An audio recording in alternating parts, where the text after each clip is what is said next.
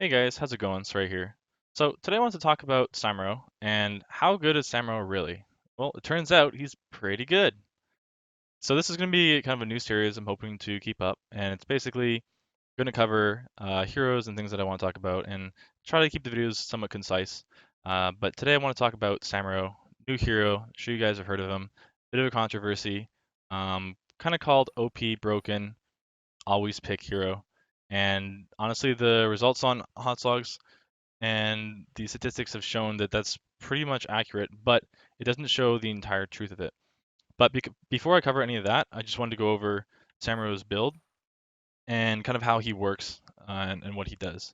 So on your Q, you've got your image, you split up, you can't control them without your level 10 ability, which we'll go into later. Critical strike on your fourth attack, deal a critical strike, deals 50% more damage. You can activate it to automatically use it. And E is your wind walk, which will allow you to enter stealth for up to 8 seconds, and you can move faster. And the first second that you're in it, you cannot be broken from stealth. I don't believe you can be revealed either, but I'm not sure about that. And when you out attack heroes, you increase your movement speed by 25% for 2 seconds. Okay, so if we look at level 1, the two talents you're going to want to look at are Wave Illusion and Wave of the Blade. Wave of the Wind is just pretty much underwhelming. It's going to give you, after you actually stack it up, which will take quite a while, you might not even, like most of the time, you probably won't even stack this up in the game. It's going to give you 25% movement speed when you activate your E, so it'll give you 55% movement speed in total, and increases the duration that you can't be broken from Windwalk from 1 second to 2.5, so it's a 1.5 second increase. Wave Illusion is going to be the talent you're going to take almost every time. And the reason for that is it just gives you a very large increase of damage. Wave the Blade is better if you aren't able to stack Wave the Illusion, but you're gonna be able to stack Wave the Illusion for most games. You'd want to take Wave the Blade on like Brax's Holdout or Battlefield of Eternity. I see. Level 4, you're gonna go Mirage versus if they have a lot of casters, and Deflection if they don't. Wave One with the Wind is pretty underwhelming. Um, Remember that Mirage also procs with your mirror image, so you can see that all my images have the spell block. At level 7, Burning Blade is what you're going to want to get if you need Wave Clear, or most of the time. And if you don't, you're going to want to get Phantom Pain. Um, I've done some preliminary calculations, and it seems that Phantom Pain just does more damage in general than Crushing Blows. So if you want single target damage or just more damage, Phantom Pain is definitely the way to go. And Burning Blade is good for Wave Clear. I generally take Burning Blade. At level 10, you can get either alt, honestly. I think Bladestorm is better for smaller maps, and Illusion Master is better for larger maps. So Illusion Master is definitely better on like Cursed Hollow or Warhead Junction, and Bladestorm is probably what you're going to want to take on a map like Tomb of the Spider Queen, but you don't have to. Both of these alts are honestly very good. Illusion Master is probably better most of the time, but if they have a lot of ways of revealing your clones or dealing with them, which I'll get into later, it might be better just to go Bladestorm. Level 13, you're generally going to want to get Kawarami. I have trouble saying that. Or sorry, you don't want to get that one. You want to get Shikuchi. And this is going to teleport you a short distance. However, you can get Kawarami, but I wouldn't recommend getting Mirrored Steel. Um, this ability lets you teleport over short objects. I don't short environment terrain. I don't think you can do it here, but you should be able to do this one. Oh, there we go. So it helps you go over small walls, bases, and things like that, and it helps you get on your target a little bit faster. Leaving an extra clone isn't the most impactful, and Mirrored Steel, you generally won't be able to auto attack enough to get the cooldown reduction for a mirror image. At 16, you always want to go Merciless Strikes if your team has slows, roots, or stuns. It significantly increases your damage. Like, it does a lot of damage.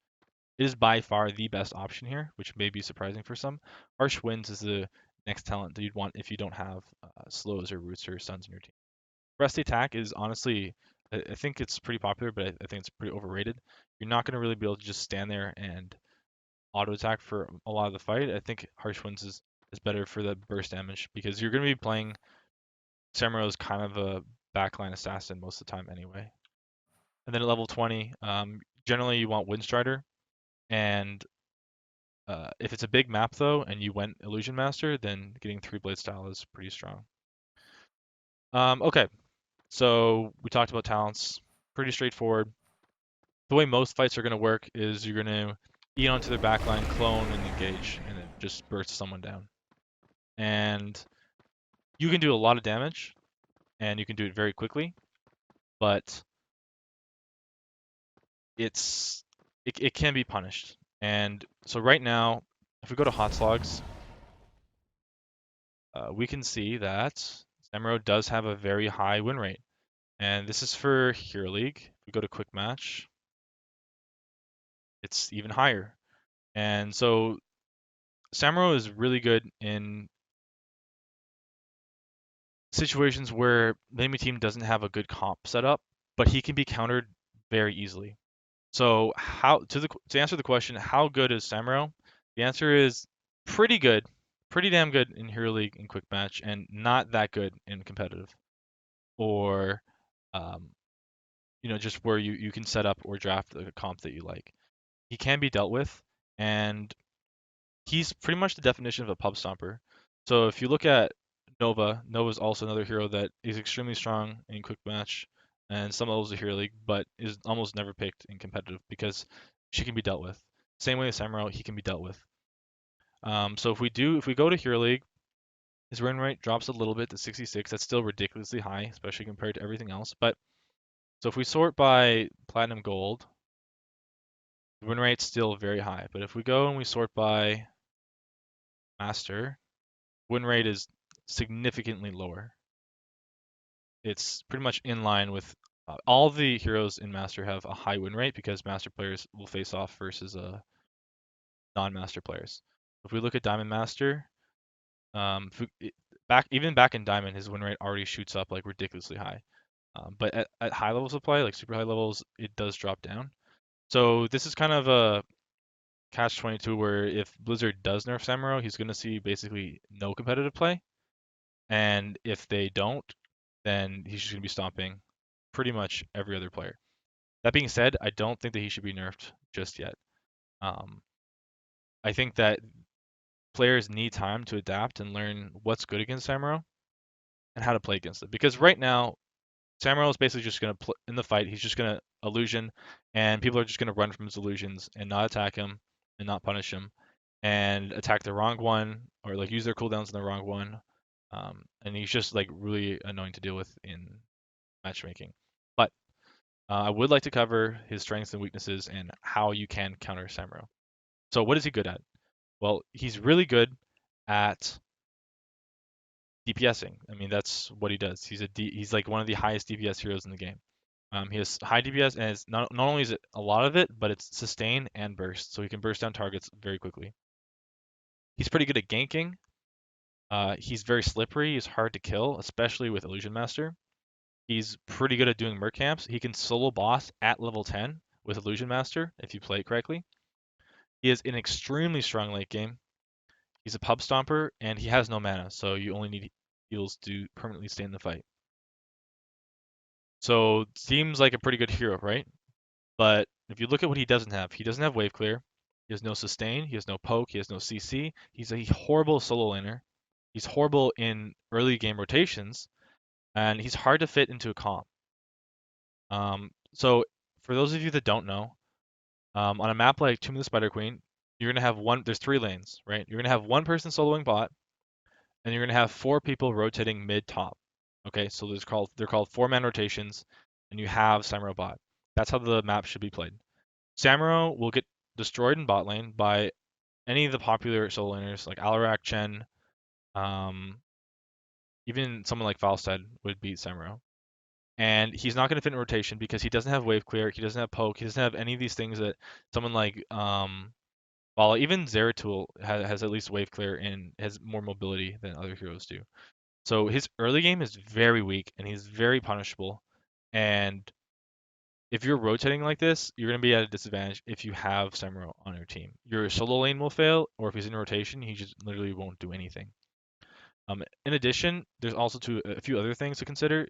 His clones give stacks for heroes like Tychus like in the rhythm.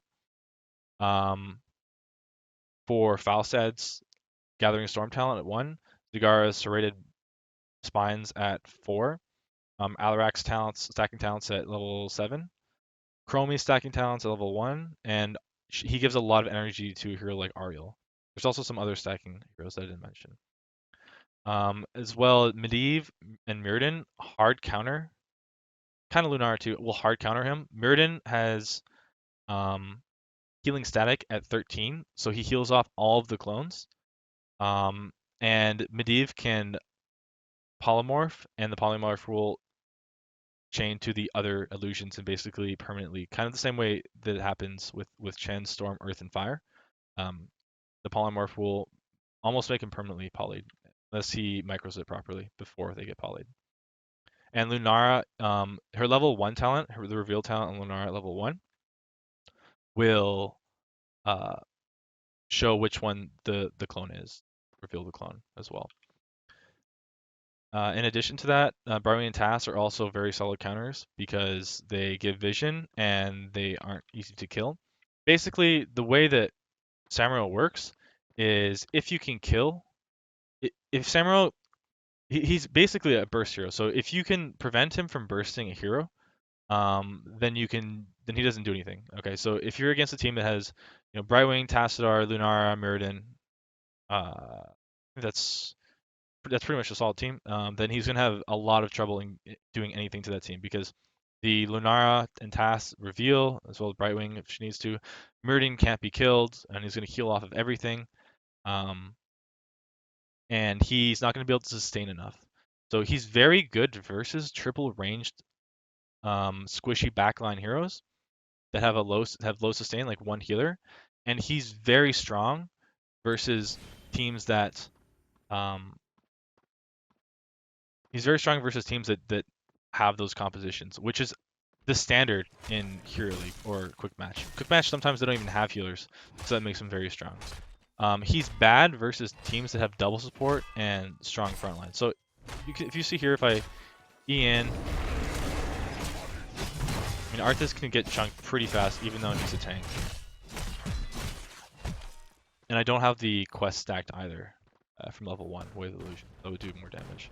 So you can see how much damage he does, but if you survive that initial burst and you just kill off his clones, he doesn't have any damage. The problem is that people will just run from the clones and not deal with it. So the way you want to deal with him is you want to have either double support or you want to have double frontline. And by double frontline, I mean like heroes that can actually deal with Samuro. So you want to have like the Mirrodin or the ETC to slide and stun him, or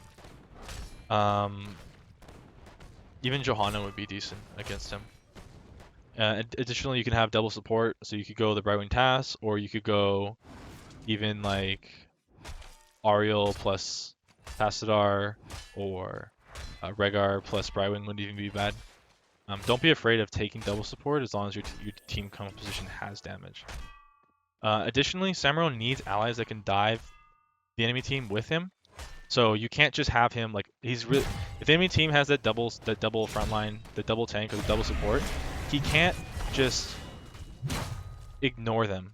He needs help going in. So you're gonna need like 1 or 2 tanks along with Samuro so that you can just dive hard, and he doesn't have to be worried of getting killed when he jumps in, because he's actually quite squishy. He only has 300 health at level 20. He doesn't have any damage mitigation.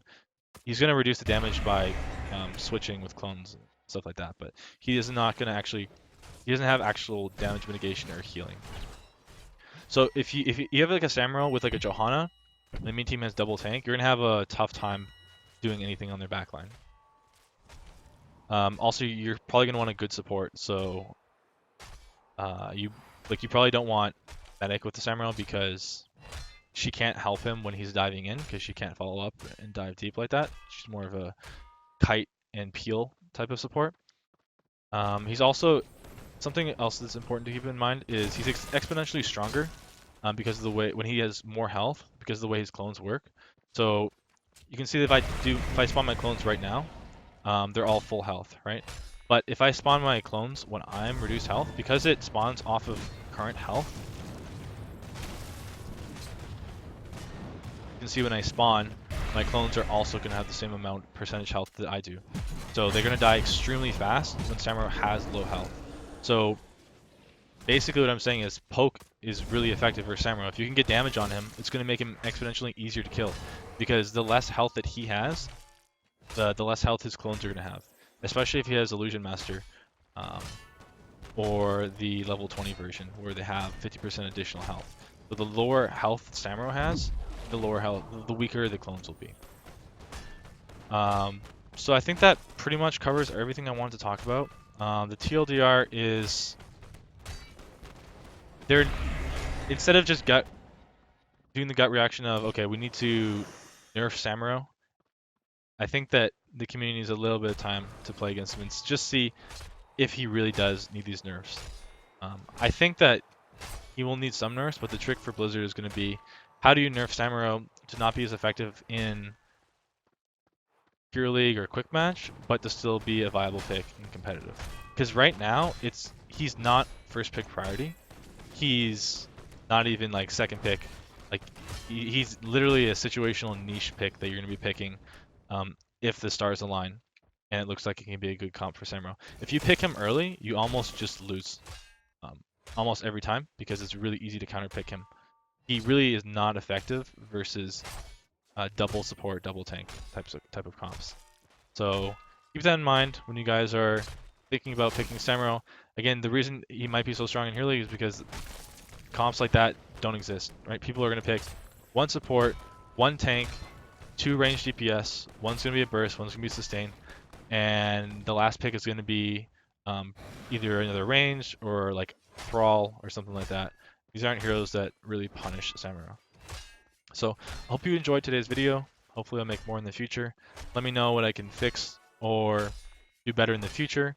I'd like to add kind of a replay at the end of a game that I played, but today I don't have a replay available for you guys. So just let me know in the future what you guys would like to see. Alright guys, talk to you later.